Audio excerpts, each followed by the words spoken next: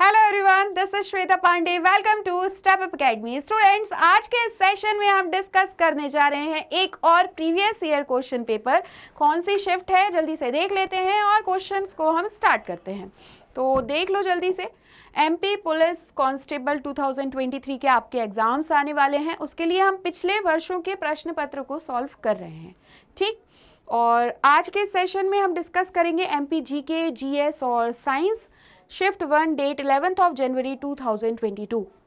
तो competition step up आपको सारे क्वेश्चन सॉल्व करवा रहा है। मैंने आपके कमेंट्स भी देखे, आप चाह रहे हैं कि जीके जीएस भी हम डिस्कस करें, तो बिल्कुल उनके भी कुछ हम सेपरेट वीडियोस बना देते हैं और उनको भी आपको कंप्लीट कराते जाएंगे। ठीक, तो आज का हमारा पहला क्वेश्चन देख लेते हैं। जल्दी जल्दी से कमेंट सेक्शन में आंसर बताते जाइए और सेशन को फिर हम कंप्लीट करते हैं।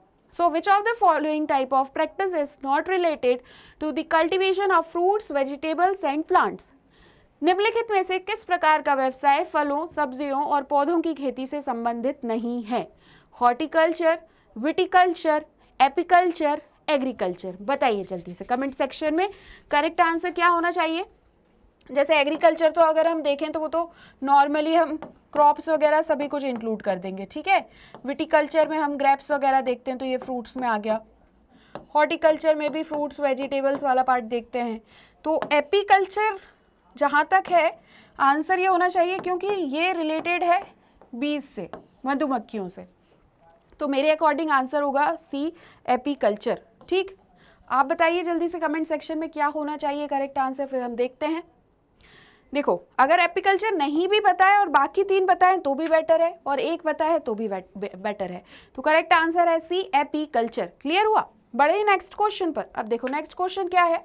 Choose the correct statement from the following regarding the Akbar's rule. तो अकबर के रूल से रिलेटेड हमें यहाँ पर पढ़ना है, और जल्दी से आप लोग बता दीजिए कमेंट सेक्शन में क्या होना चाहिए करेक्ट आंसर। जैसे कि इनकी अकबर्स रूल वगैरह, ये इनके रूलर की भी ट्रिक पूछी जाती है। जैसे आपको पता ही होगा हम क्या बोलते हैं इनको, भाज साहब, ऐसे चलता है। बाबर, हुमायूं, अकबर, जहांगीर, और उसके बाद ये एक तरीके से ये औरंगज़ेब, बहादुर शाह, ये शाहजहां। इस तरीके से ये ट्रिक है, इसको याद करना चाहो तो कर लो आप। और इसमें पूछा गया है कि इनके रूल के बारे में बताइए। 16 सूबा थे, 16 सूबा थे। There were 16 subas. The wazir looked after military organisation. वजीर सैन्य संगठन की देखभाल करता था। The Bakhshi looked after the revenue administration. बख्शी राजस्व प्रशासन को देखता था। And the chief Qazi held the highest position amongst the जजेस। प्रमुख काजी न्यायाधीशों में सर्वोच्च स्थान रखता था। बताइए जल्दी से करेक्ट आंसर क्या होना चाहिए। वैसे तो हमने सूबा पढ़ा है कि 16 सूबा थे, पूछा क्या मतलब 16 सूबा नहीं थे यहाँ पे, है ना। तो नहीं है, करेक्ट स्टेटमेंट पूछा गया है कि करेक्ट कौन सा है इसमें से। तो करेक्ट आंसर ये है कि जो जजेस, चीफ काजी जो थे उनकी हाईएस्ट पोजीशन थी जजेस के बीच में, और बाकी ये जो स्टेटमेंट्स हैं ये इनकरेक्ट हैं। क्लियर हुआ? नेक्स्ट क्वेश्चन पर आए। अब जैसे आपको क्या करना है, कमेंट सेक्शन में बताना है कि वजीर का क्या काम था, बख्शी का क्या काम था, और कितने सूबा थे। जल्दी से बता दीजिए कमेंट सेक्शन में। अगर आप लोगों के एक दो कमेंट भी आ गए तो फिर हम इनके आंसर्स आपको कमेंट सेक्शन में प्रोवाइड कर देंगे। ठीक, इसी तरीके से आंसर्स बताते जाइए। आगे बढ़े। Select the false statement regarding Nalanda University. तो नालंदा विश्वविद्यालय के संबंध में गलत कथन का चयन करें। There were at least 8 colleges built by different patrons. विभिन्न संरक्षकों द्वारा बनाए गए कम से कम 8 कॉलेज थे। It was originally set up by Shakraditya in 5th century AD. यह मूल रूप से 5वीं शताब्दी ईस्वी में सक्रादित्य द्वारा स्थापित किया गया था। There were at least 10,000 students and teachers from different countries. विभिन्न देशों से कम 10,000 छात्र और शिक्षक थे। ये करेक्ट है क्योंकि आज भी यहाँ पे काफ़ी लोग आते हैं बाहर से।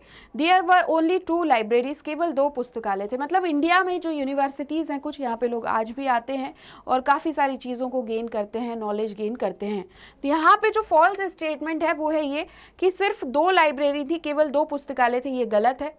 बाकी स्टेटमेंट्स कि 8 कॉलेज, सक्रादित्य, 10,000 शिक्षक, वो छात्र और शिक्षक थे, ये करेक्ट है। क्लियर हुआ? बढ़े नेक्स्ट क्वेश्चन पर। अब देखो क्या पूछा गया है आपसे। Choose the wrong statement about Amuktamalyada. Amuktamalyada के बारे में कथन का चयन करें। देखो प्रीवियस ईयर क्वेश्चन लगाना सबसे इंपॉर्टेंट है। अभी के टाइम में तो आप क्या करें, कुछ आपकी बुक्स आती हैं, है ना, और उन बुक्स को जो स्टैंडर्ड और ऑथेंटिक बुक्स हों उन्हें लेकर आप क्वेश्चंस लगाइए। एटलीस्ट आप कोशिश करिए कि आप एक दिन में 500 क्वेश्चंस अटेम्प्ट करें जीएस के, जिसमें एमपी जीके, जीएस, साइंस तीनों चीज़ें इंक्लूडेड हो। अब जैसे मान लो 500 क्वेश्चन एक दिन में भी लगा रहे हो और कुछ नहीं तो आपके 10-15 हज़ार क्वेश्चन कंप्लीट हो जाएंगे, फिर उसके बाद बाहर क्या ही जाना है। इस तरीके से सारे क्वेश्चंस अटेम्प्ट करते जाओ, ठीक। फिर क्या बताया गया है, इट इज कंपोज्ड बाय वीर नरसिम्हा राव, यह वीर नरसिम्हा राय द्वारा रचित है। यह तेलुगु में लिखा गया है। It is written in Telugu. It explains how a king should rule, यह बताता है कि राजा को कैसे शासन करना चाहिए। और Amuktamalya translate to one who offered the garland after wearing it themselves. Amuktamalya का अनुवाद वह है जिसने खुद को पहनने के बाद माला की पेशकश की। तो यहाँ पे थोड़ा सा आगे पीछे वर्ड्स लग रहे हैं। देखो यहाँ पे जो रॉन्ग स्टेटमेंट है वो वीर नरसिम्हा राव ने नहीं लिखी है, ये किसने कंपोज की है जल्दी से कमेंट सेक्शन में बता दीजिए। बाकी सब करेक्ट है। तेलुगु में लिखी गई है, किंग कैसे रूल करे ये भी बताया गया है, और ये अनुवाद one who offered the garland after wearing it themselves. Clear हुआ। बढ़े नेक्स्ट क्वेश्चन पर। How many classical dances are there in India. Last session में भी हमने पढ़ा था, क्लासिकल डांस पूछे जाएंगे, आप इन्हें ज़रूर पढ़ते जाइएगा, ठीक। तो कितने क्लासिकल डांसेस हैं, तो देखो एक तो संगीत एकेडमी के द्वारा अगर हम देखें तो इसे टोटल कितने बताए गए हैं, 8। लेकिन हम इंडियन डॉक्यूमेंट्स के अकॉर्डिंग देखें तो इसमें टोटल 9 बताए गए हैं, जिसमें इन्होंने जो छऊ डांस है जो झारखंड का है, हमें लास्ट सेशन में पढ़ा था, झारखंड उड़ीसा का है, इसे भी क्लासिकल डांस कंसीडर किया है। बाकी अदरवाइज संगीत एकेडमी के अकॉर्डिंग 8 हैं और ऑप्शन में भी 8 लिखा गया है, तो 5, 6, 7, 8, तो करेक्ट आंसर हो जाएगा 8, ठीक है। जैसे सतारिया, इस तरीके से काफ़ी सारे डांसेस हैं।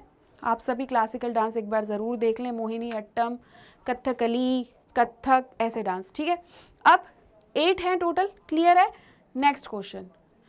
Kaliyattam dance of Kerala is perform to praise goddess. Kerala का कालियट्टम नृत्य देवी डैश की स्तुति के लिए किया जाता है, गौरी, कामाख्या, काली या दुर्गा। बताइए जल्दी से कमेंट सेक्शन में क्या होना चाहिए करेक्ट आंसर, किसके लिए किया जाता है, बताइए जल्दी से। देखें हम करेक्ट आंसर देखें तो देखो यहाँ पे काली वही लिखा हुआ है, कालियट्टम, तो केरल का कालियट्टम नृत्य देवी काली की स्तुति के लिए किया जाता है। Who is the first men's ODI cricket captain of India. Bharat के पहले पुरुष एक दिवसीय क्रिकेट के कप्तान कौन हैं। सुनील गावस्कर, अजीत वाडेकर, बिन सिंह बेदी, कपिल देव। तो देखो मैंने आपको लास्ट सेशन में बताए थे कि आप अवार्ड्स, ट्रॉफी, पर्सनैलिटी, ये सब जरूर याद कर लीजिए। अभी हमने क्या पढ़ा, जैसे क्लासिकल डांस सारे देख लो कौन से हैं। हिस्ट्री इतना ज़्यादा फोकस मत करो, जो ये मिसलेनियस पार्ट जो मैं आपको बता रही हूँ ना उसको कर लो। और अब जैसे कि फर्स्ट पर्सन कौन रहे, फर्स्ट वुमेन कौन सी रही, ये दोनों चीज़ें तो आपको करनी ही पड़ेंगी याद, ठीक। ये पूछा जाएगा और इसमें करेक्ट आंसर है अजीत वाडेकर। तो भारत के पहले पुरुष एक दिवसीय क्रिकेट कप्तान अजीत वाडेकर हैं। क्लियर हुआ। Next question. Lovlina Borgohain was a bronze medal for India in Tokyo Olympics. She is related to which sport? Tokyo Olympic में तो लोवलीना नहीं है, ये लवलीना है, ठीक है। तो जो लवलीना बोरगोहेन है, इन्होंने भारत के लिए ब्रॉन्ज मेडल जीता, वह किस खेल से संबंधित है। ये ए होगा भाई, मुझे लग रहा है कि ये लोवलीना नाम तो मैंने भी नहीं सुना है, ये है लवलीना, ठीक। तो ये रिलेटेड है किससे, रेसलिंग, बॉक्सिंग, लिफ्टिंग, बैडमिंटन। बताइए जल्दी से कमेंट सेक्शन में करेक्ट आंसर क्या होना चाहिए। वैसे देखो मुझे तो ऐसा लग रहा है कि जो ये बोरगोहेन है ये बॉक्सिंग से हैं, तो इसको कैसे याद रखोगे आप, बोरगो बॉक्सिंग। तो लवलीना क्या खेलती हैं, बॉक्सिंग, याद रखिए। ऐसे स्पोर्ट्स से रिलेटेड भी आप याद करते जाइए। कुछ करंट अफेयर्स की बुक से अगर आप प्रेफर करेंगे तो उसमें भी आंसर्स मिल जाएंगे इस तरीके के पर्सनैलिटीज, स्पोर्ट्स पर्सनैलिटीज जो रिसेंट में रहे हैं, ठीक। नेक्स्ट क्वेश्चन है, the group of G20 leaders summit 2021 was held in which country. अब समिट देखो किस किस की याद करनी है। देखो प्रीवियस ईयर क्वेश्चन अगर रिपीट होगा तो आंसर तो अभी पता चल जाएगा। यूएसए, इटली, यूके, कनाडा, तो इटली में हुई थी, ठीक। यहां से हमें सीखना क्या है क्वेश्चन से कि अब जितनी भी समिट हुई हैं, कौन सी, ब्रिक्स, सार्क, आइए ऐसे भी आजकल पूछ लेते हैं, इंटरनेशनल सोलर अलायंस से रिलेटेड, आसियान, EU, इन सब से रिलेटेड क्वेश्चंस, इनकी स्थापना कब हुई, इनके हेडक्वार्टर्स कहाँ हैं, अभी वर्तमान में इनके हेड कौन है, ये जरूर पढ़ लीजिएगा आप, ये पूछा जाएगा, ठीक। Next question, which of the following terms is not matched correctly with games. तो करेक्टली कौन सा मैच नहीं है ये हमको बताना है। Boating, cox, badminton, deuce, billiards, bogey, chess, gambit. बताइए जल्दी से कौन सा इनकरेक्ट है, कमेंट सेक्शन में बताते जाइए जल्दी जल्दी से, और करेक्ट आंसर हम देखते जाते हैं। तो यहाँ पे जो करेक्ट आंसर है वो है बिलियर्ड्स, बॉगी, ये इससे रिलेटेड नहीं है। ये यहाँ जहाँ तक है ये वॉलीबॉल या बास्केटबॉल से आएगा आंसर। बाकी boating, cox, badminton, deuce, chess, gambit, ये सब करेक्ट हैं। Next question, from where do NBFCs get their licences. NBFCs को अपने लाइसेंसेस कहाँ से मिलते हैं, तो नॉन बैंकिंग फाइनेंशियल कंपनीज हैं ये, गैर बैंकिंग वित्तीय कंपनियां अपना लाइसेंस कहाँ से प्राप्त करती हैं। फाइनेंस मिनिस्ट्री, वित्त मंत्रालय, ministry of corporate affairs, corporate कार्य मंत्रालय, SEBI stock exchange board of India, reserve bank of India, RBI। बताइए जल्दी से। तो ये जो NBFCs हैं इन्हें RBI से ही लाइसेंसेस मिलते हैं, ये याद रखिएगा। आगे बढ़ते हैं, in which of the following places is the Tulsi Shodh Sansthan located in Madhya Pradesh. देखो अब इससे रिलेटेड क्या क्या आ चुका है। एक क्वेश्चन पूछा था तुलसी एकेडमी कहाँ है। अगर आपने लास्ट सेशंस देखे हुए हैं मैंने जो पढ़ाया है तो आप बता देंगे जल्दी से कमेंट सेक्शन में। एक तुलसी एकेडमी है, एक तुलसी समारोह है, ठीक है, और एक तुलसी रिसर्च इंस्टीट्यूट है। तो ये दोनों कहाँ है और ये कहाँ होता है, बताओ जल्दी से। 1983 में बनाई गई थी तुलसी एकेडमी। भिंड, चित्रकूट, ओमकारेश्वर, छिंदवाड़ा। बताइए जल्दी से कमेंट सेक्शन में क्या होना चाहिए करेक्ट आंसर। और यहाँ पे जो हमारा करेक्ट आंसर हो जाएगा वो है चित्रकूट, सतना में है ये। तो यहाँ पे इस तरीके से ये आंसर हो जाएगा। एकेडमी हम देखते हैं भोपाल में और समारोह भी यहाँ पर होता है। Next question, Mohammad Khan the son of Shakar Khan was a court musician of. देखो क्या पूछा गया है, शकर खान के पुत्र मोहम्मद खान डैश के एक दरबारी संगीतकार थे। राजा दौलत राव सिंधिया, राजा आनंद राव सिंधिया, राजा जयाजी राव सिंधिया और राजा माधव राव सिंधिया। बताइए जल्दी से कमेंट सेक्शन में। ये भी क्वेश्चन सबसे मोस्ट इंपॉर्टेंट है। अगर हम MP GK की बात करें तो जो सिंधिया डायनेस्टी रही है वो सबसे ज़्यादा इंपॉर्टेंट है कि सिंधिया डायनेस्टी किसने इस्टेब्लिश कराई, महल किसने बनवाया, रूलिंग किसने की, इस तरीके से काफ़ी सारे इनकी ट्रीटीज़ कौन सी थी। तो राजा दौलत राव सिंधिया जो थे, तो शकर खान के पुत्र मोहम्मद खान राजा दौलत राव सिंधिया के एक दरबारी संगीतकार थे। ठीक, क्लियर हुआ। अब कैसे याद कर सकते हो, तो ये दौलत थी इनके पास तो इन्होंने क्या करके रखा हुआ था, संगीतकारों को भी रखा हुआ था। इस तरीके से ट्रिक से याद कर लो। Next question, which of the following districts of Madhya Pradesh is the fair of Ramlila held. अब देखो जितने भी मेले हैं, जितने भी फेयर्स लग रहे हैं इनको याद कर लो। कान्हा बाबा का मेला, सोडलपुर, ये सारी चीज़ें आती ही हैं। भोपाल, ग्वालियर, कटनी, खंडवा। बताओ जल्दी से मध्य प्रदेश के निम्नलिखित में से किस जिले में रामलीला का मेला लगता है। देखो ज़्यादा हम स्ट्रेच नहीं करेंगे इन टॉपिक्स को, आंसर देखते जाओ, टॉपिक लिखते जाओ, ये पढ़ने हैं और फिर उनको रिवाइज करते जाइए। ठीक, तो ये जो मेला है ये लगता है ग्वालियर में। ठीक, next question, which of the following tourist spots has earned the honour of UNESCO world heritage site. निम्नलिखित में से किस पर्यटन स्थल, अच्छा ये टूरिस्ट स्पॉट्स हैं, पर्यटन स्थल ने यूनेस्को की विश्व धरोहर स्थल का सम्मान अर्जित किया है। Udayagiri, Bhimbetka, Gwalior, Chanderi. UNESCO world heritage site में कौन से हम देखते हैं, जैसे कि एक तो हम देखते हैं खजुराहो के मंदिर, ठीक है, एक हम देखते हैं सांची, और एक हम देखते हैं क्या, भीमबेटका। तो ये हमने देखा कब, 1989 के समथिंग, फिर यहाँ पे भीमबेटका 2000 के टाइम पे, और खजुराहो 1986 में। ठीक, तो यहाँ पे करेक्ट आंसर है बी, भीमबेटका। क्लियर है। Next question, where is the Hoshang tomb एक तरीके से लोकेटेड पूछा गया, होशंग शाह का मकबरा कहाँ पर स्थित है। तो जहाँ भी होशंग शाह आए मांडू जरूर आएगा। देखो आंसर ऑप्शन में दिया ही गया है बी, मांडू, बुरहानपुर, मांडू, और अब बताया गया है होशंगाबाद जो अब नर्मदापुरम है, और भोपाल। तो करेक्ट आंसर क्या हो जाएगा, करेक्ट आंसर हो जाएगा बी, मांडू। ठीक, क्लियर हुआ। तो होशंग शाह का मकबरा होशंग शाह टोम्ब मांडू में। Next question, who is the chairman of cabinet committee on investment promotion CCIP इन मध्य प्रदेश। मध्य प्रदेश में cabinet committee on investment promotion CCIP के अध्यक्ष कौन है। तो अब ये थोड़ा सा डीप में पूछ लिया गया है, इतना ज़्यादा नहीं पूछा जाएगा, बट यहाँ मिनिस्टर्स लिख दिए गए हैं, finance minister, governor, home minister, chief minister. ऐसे आंसर गलत भी चले जाएं तो उदास होने की ज़रूरत नहीं है, क्योंकि पेपर आपके लिए 70% ईजी होगा। अगर आपने बार बार रिवीजन किया है तो ये 70% चीज़ें गलत नहीं होंगी। इसका मतलब ये है जो सभी का आंसर सही जा रहा है, अगर आपका भी करेक्ट है आंसर तो आपके सिलेक्शन होने के चांसेस ज़्यादा हैं, क्योंकि 30% तो तुक्के वाली चीज़ है। ठीक, इन्हीं सारी चीज़ों से बन जाती है कुछ मेरिट, या किसी के हाईएस्ट मार्क्स आ जाते हैं अगर सही आंसर लग गया तो। लेकिन 70% पेपर जो होता है, कोई भी पेपर हो, वो इजी होता है। वो इसलिए होता है कि आप सही अटेम्प्ट करेंगे तो आपको सिलेक्शन मिल जाएगा।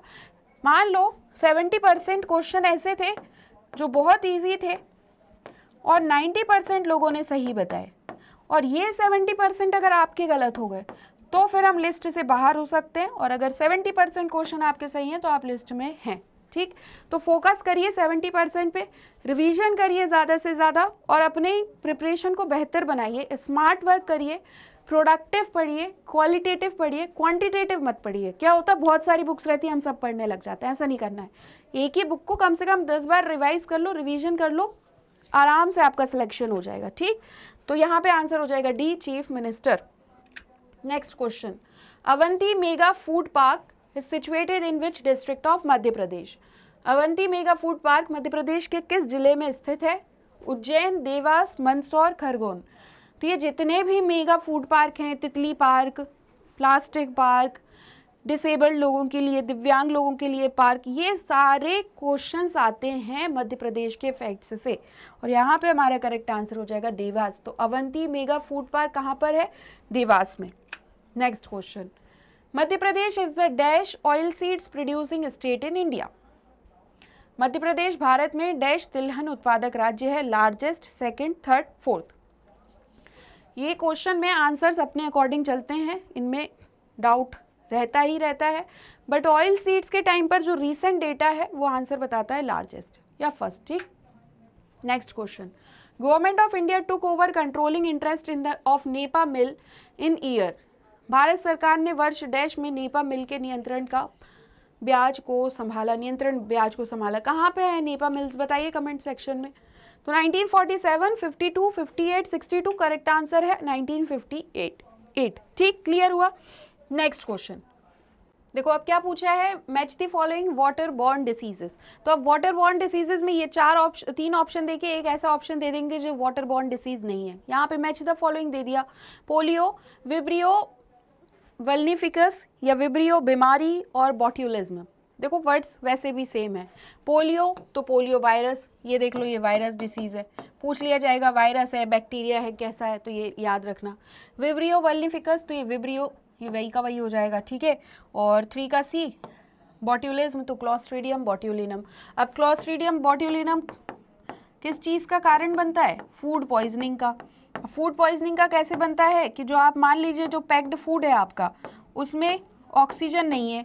अब जिस भी फूड में अगर ऑक्सीजन बिल्कुल भी नहीं मिल पा रही है, तो in absence of oxygen clostridium botulinum नाम का बैक्टीरिया बन जाता है। तो फूड पॉइजनिंग कौन सी डिसीज़ है, बैक्टीरिया की डिसीज़ है। इस तरीके से क्वेश्चन से ये पूछा जा चुका है। ठीक, बहुत इजी क्वेश्चंस हैं, आप बस रिवाइज करते जाओ, सारे क्वेश्चंस के आंसर आप बताते जाओगे। देखो 1 का बी, 2 का ए, 3 का सी। क्लियर है, आगे बढ़े।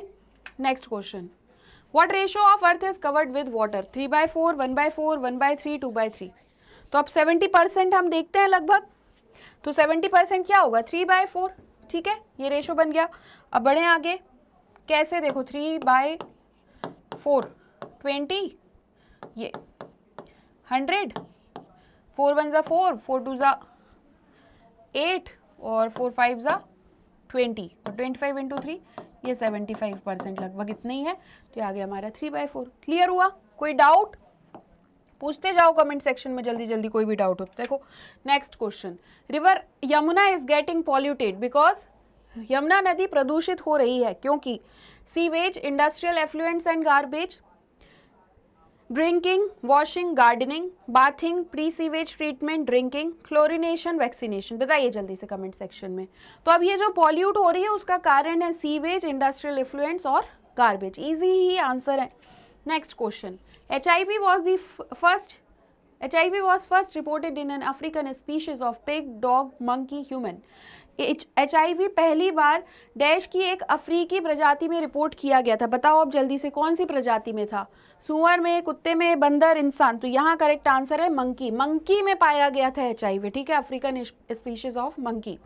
सो HIV was reported in an African species of monkey, बंदर। ठीक, क्लियर हुआ? बढ़े आगे, next question, what is the uncontrolled and abnormal cell growth in the body called? देखो प्रीवियस ईयर के जो क्वेश्चंस है ना, उन्हें बस रिवाइज करते जाओ जल्दी जल्दी, और बाकी क्वेश्चंस पे हम टाइम देंगे जब हम प्रैक्टिस करेंगे। ठीक है, तो शरीर में अनियंत्रित और असामान्य कोशिका वृद्धि को क्या कहा जाता है? रेबीज, HIV, कैंसर और डायबिटीज। बताओ जल्दी से। अनकंट्रोल्ड सेल्स कहाँ पर हो जाती हैं, या एबनॉर्मल सेल ग्रोथ कैसे, किस कंडीशन में होगी? तो ये देखते हैं हम कैंसर में। ठीक है, uncontrolled division of cell is known as cancer. ठीक, क्लियर हुआ? कोई doubt? Next question, in which country 80% medicine are used are generic? किस देश में उपयोग की जाने वाली 80% दवाएं जेनेरिक हैं? Indonesia, Mexico, America, India. पढ़ा होगा आप लोगों ने, दवाइयाँ जहाँ भी मिलती हैं जेनेरिक दवाइयाँ मिल रही हैं, लेकिन कंपैरिजन वाइज इस तरीके से वो इफेक्ट नहीं कर पाती हैं, और ये है अमेरिका। ठीक, next question, which legs are used by the insects out of the 3 pairs of leg to take a jump? कितना बढ़िया क्वेश्चन है। 3 जोड़ी टांगों में से कीड़ों द्वारा छलांग लगाने के लिए किन पैरों का उपयोग किया जाता है? हिंड लेग्स, फोर लिम्स, मध्य अंग। अब ये भारत कहाँ से आ गया ऑप्शन में? कुछ गलत ही हो गया, छोड़ो जाने दो। देखो करेक्ट आंसर है यहाँ पर हिंड लेग्स। क्लियर हुआ? तो थोड़े टेक्निकल इश्यूज या कभी कभी प्रिंटिंग इश्यूज के जैसे ऐसा हो जाता है टाइपिंग इश्यूज में। देखो next question, which one of the following is the characteristic feature of phyla thallophyte? Bryophyta इससे पहले पूछा गया था, जो हमने इससे पहले वाले सेशन में देखा। निम्नलिखित में से कौन सा फाइला थैलोफाइट का अभिलक्षणिक लक्षण है? Simple body, roots present, flowering plant, true leaves. और हमारे यहाँ पे करेक्ट आंसर क्या हो जाएगा? सिंपल बॉडी, सरल शरीर। ठीक, next question, check the odd one out, unicellular eukaryotic organisms, fungi, algae, pine. बताइए जल्दी से क्या होना चाहिए करेक्ट आंसर? यहाँ पे जो हमसे पूछा गया है तो यूकैरियोटिक जीव के बारे में जो हम देख रहे हैं, तो यहाँ पे हमारा करेक्ट आंसर हो जाएगा पाइन। ये अलग है, otherwise unicellular eukaryotic organisms, fungi, algae, ये सब इवन है। ठीक, नेक्स्ट क्वेश्चन, ब्रायोफाइट्स पजेस। देखो फिर से आ गया question, plant body is gametophytic, पौधे का शरीर युग्म कोभिदु है। Plant body is sporophytic, true stems and leaves are present, they are vascular plants. तो जो ब्रायोफाइट्स हैं वो कैसे हैं? Plant body is gametophytic. ठीक, क्लियर हुआ? आगे बढ़े। When sunlight falls on solar cells, the energy from the sun is converted into, कुछ नहीं है, पूछा गया है। ये देखो, ये ऐसे सोलर सेल्स देखे होंगे आप लोगों ने घरों के ऊपर, आजकल छतों पे लगे रहते हैं कुछ इस तरीके से। तो क्या करते हैं, इन्हें लाइट कहाँ से मिलती है? सन से। ठीक, ऐसे इमेजिनेशन से पढ़ो तो समझ में आ जाएगा। अब ये पूछ रहे हैं, जब सूर्य का प्रकाश सौर सेल पर पड़ता है तो इससे परिवर्तित ऊर्जा होती है। तो ये क्या हो गई? ये तो लाइट एनर्जी आ गई।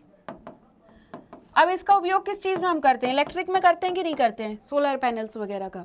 देखो मैकेनिकल, थर्मल और इलेक्ट्रिकल, न्यूक्लियर और ग्रेविटेशनल एनर्जी। तो ये थर्मल या इलेक्ट्रिकल एनर्जी, क्योंकि ये जो सोलर प्लेट्स हैं इसलिए लगाई जाती है कि इलेक्ट्रिसिटी जनरेट कर पाए हम, तो इलेक्ट्रिकल एनर्जी में। तो लाइट इनटू इलेक्ट्रिकल एनर्जी, इसके सारे एग्जाम्पल्स पढ़ लेना कि कौन सी एनर्जी किस चीज़ में कन्वर्ट होती है। Next question, dash in water bodies produce toxins which decreases the suitability of water for human use. बरसात के मौसम में आप चमड़े की वस्तुओं और बोरियों, जूट के थैलों में कौन से परिवर्तन देखते हैं? क्या होता है?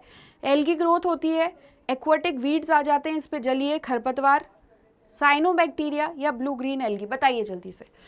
जो ये जूट वगैरह या लेदर जो होता है, तो पानी के आने की वजह से आप बताइए क्या चेंज देखते हैं, जल्दी से बताइए कमेंट सेक्शन में क्या होना चाहिए करेक्ट आंसर। एल्गी बन जाती है उस पर, एक्वाटिक वीड्स आ जाते हैं, नीले हरे कलर के हो जाते हैं क्या जूट, बताओ। यहाँ करेक्ट आंसर होगा एक्वेटिक वीड्स, जलीय खरपतवार उन पे आ जाते हैं और चिपक जाते हैं। ठीक है, नेक्स्ट क्वेश्चन। अब ये रीजन और एजर्शन और रीजंस वाले क्वेश्चन हैं, ये इजी है। तो एक एजर्शन दिया है, एक कारण बताया गया, आपको बताना है। Encouraging the use of CNG LPG for public transportation. तो CNG LPG को हम पब्लिक ट्रांसपोर्टेशन के लिए एनकरेज कर रहे हैं। रीज़न ये है because CNG contains methane which combust more cleanly than other fossil fuels, क्योंकि CNG में मीथेन होती है और जो कि और ज़्यादा क्लीन रहता है एक तरीके से अदर फॉसिल फ्यूल्स के कंपैरिजन में। तो दोनों ही करेक्ट हैं। ठीक, तो CNG में क्या है? मीथेन, ये पूछा जा सकता है। सेम हिंदी में भी वही क्वेश्चन है, A और R दोनों सत्य हैं। नेक्स्ट क्वेश्चन है, dash is added in LPG to detect its leakage as the LPG is odourless. LPG odourless gas है, इसकी इस तरीके से स्मेल नहीं आती है। आपने देखा होगा घरों में जो ये टंकियाँ वगैरह जो होती हैं तो उसमें से स्मेल बहुत ख़राब आती है, तो पता चल जाता है कि लीक हो रही है। तो वो स्मेल किस चीज़ की होती है ये पूछा गया है।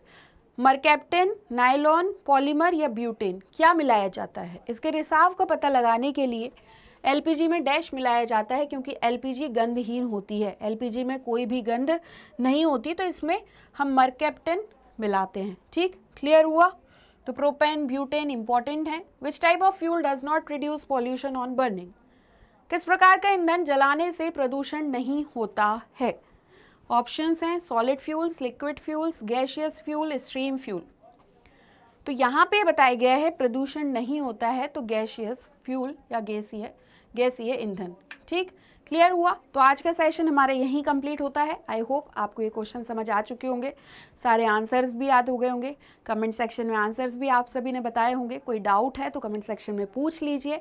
और अगर आज का सेशन आपको अच्छा लगा है तो आप हमारे चैनल कॉम्पिटिशन स्टेप अप को please like, share and subscribe करना बिल्कुल भी ना भूलें। Thank you for watching.